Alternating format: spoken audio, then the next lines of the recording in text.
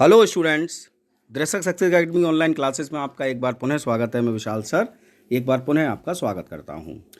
जैसा कि मैंने कल आपको एज यू लाइक इट जो प्ले है विलियम शेक्सपियर साहब का, एक रोमांटिक कॉमेडी, उससे संबंधित जो मुख्य पात्र हैं, मुख्य कैरेक्टर्स हैं, उनके लिए मैंने आपको एक वीडियो दिया था। आज मैं आपके लिए उसी play as you like it के मोस्ट इम्पॉर्टेंट कोट्स लेकर आया हूँ, मोस्ट इम्पॉर्टेंट कोटेशन लेकर आया हूँ, जिनसे संबंधित कई प्रश्न आपके परीक्षाओं में पूछे जाते हैं। और प्रायः ये वे प्रश्न हैं जो कि ऐसे पूछे जाते हैं कि ये लाइन जो है वो शेक्सपियर वो किस प्ले में आई है, या ये लाइन किस कैरेक्टर के द्वारा बोली गई है। तो बहुत थोड़ी सी कोटेशंस हैं, इम्पॉर्टेंट लाइन्स हैं जिनको आपको याद रखना है इस play as you like it में। तो उसी का वीडियो मैं लेकर आया हूँ। बहुत छोटा सा वीडियो है, अभी आप समझ लीजिए और चलते फिरते याद कर लीजिए, जिससे कि आसानी के साथ आपको ये याद बनी रह सकें। सबसे पहली जो कोटेशन लिखी है वो लिखी है, sweet are the uses of adversity.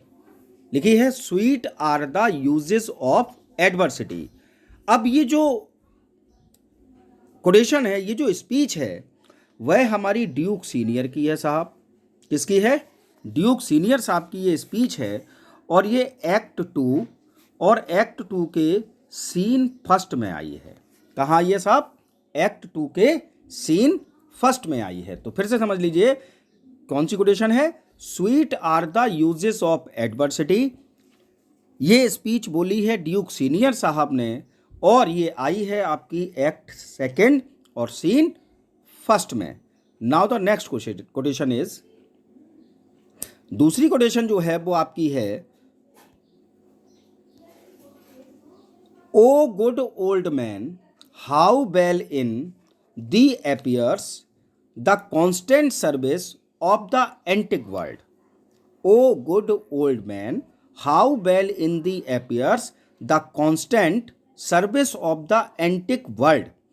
अब ये जो स्पीच है आपकी, ये स्पीच हमारी जो मुख्य पात्र है इस प्ले का, पुरुषों की अगर मैं बात करता हूँ तो ऑर्लैंडो, रोजालिंड का प्रेमी, उसकी ये स्पीच है। और ये स्पीच उसने अपने सर्वेंट एडम के लिए दी है। किसके लिए दी है साहब? एडम के लिए, जो कि कई वर्षों से लगातार उसके यहाँ नौकरी करता है, उसका नौकर है।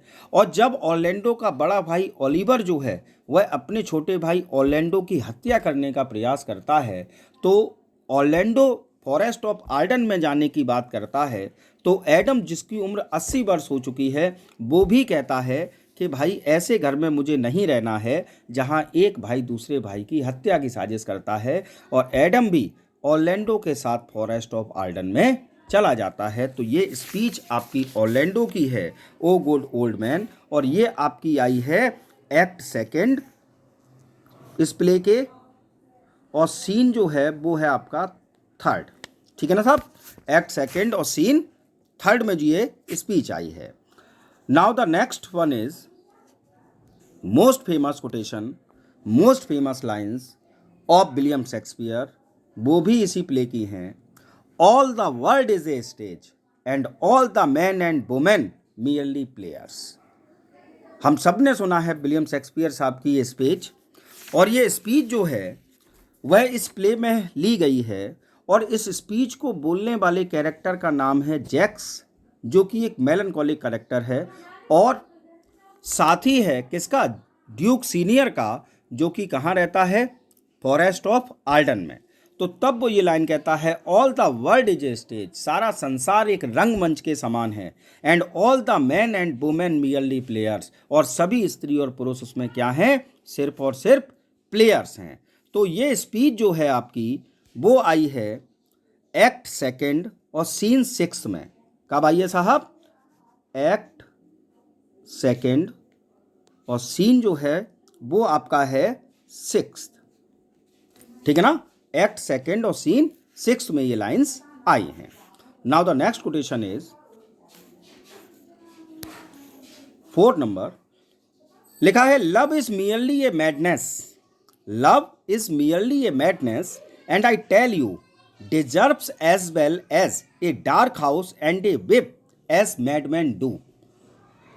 ये जो स्पीच है वह हमारी कैरेक्टर जो है जिसका नाम रोजालिंड है, जो कि इस प्ले की मुख्य पात्र है, हीरोइन है, उसकी ये स्पीच है।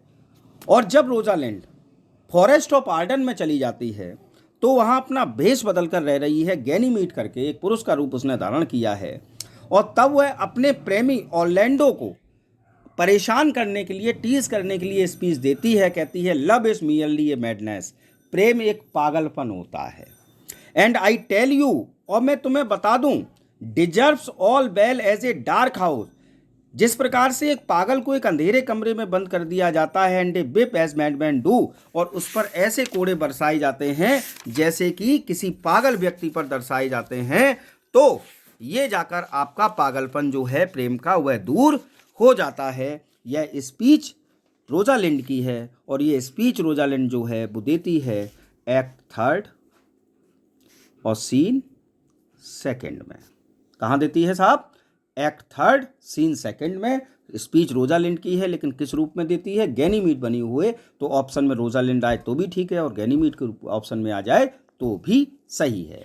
Now the next question is, ये बड़ी इंटरेस्टिंग स्पीच है साहब। Men are April when they woo, December when they wed. Men are April when they woo, December when they वेड।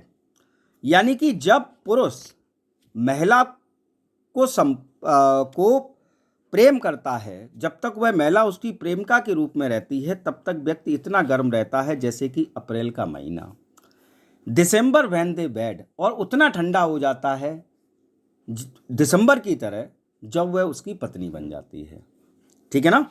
तो men are April when they woo, December when they वेड। ये speech जो है वह Rosalind की है, Ganymede के रूप में ही।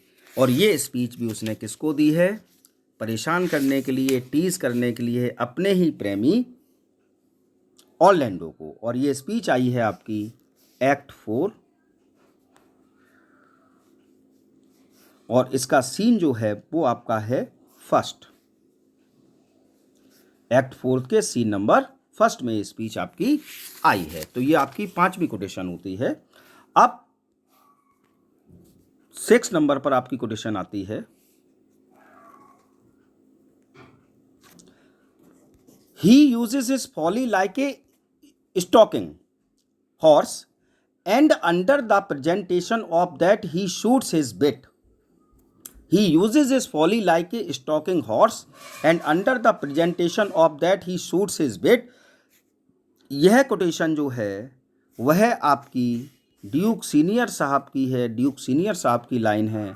और ड्यूक सीनियर ने ये लाइन, जो इस प्ले का मुख्य क्लॉन है जिसका नाम टच स्टोन है, उसके लिए दी है। और ये लाइन जो है वो आपकी आई हैं एक्ट 5 में और आपका सीन इसका है 4।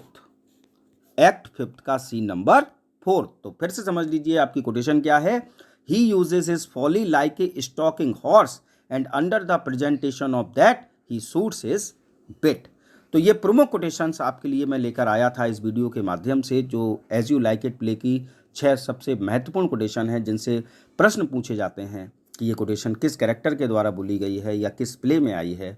तो आई होप आपको मेरा वीडियो पसंद आया होगा। चलते फिरते ये कोटेशंस आप याद कर लीजिए, आपके आगामी परीक्षा में जूनियर सुपर टेट की परीक्षा में आपके लिए बहुत काम आएंगी।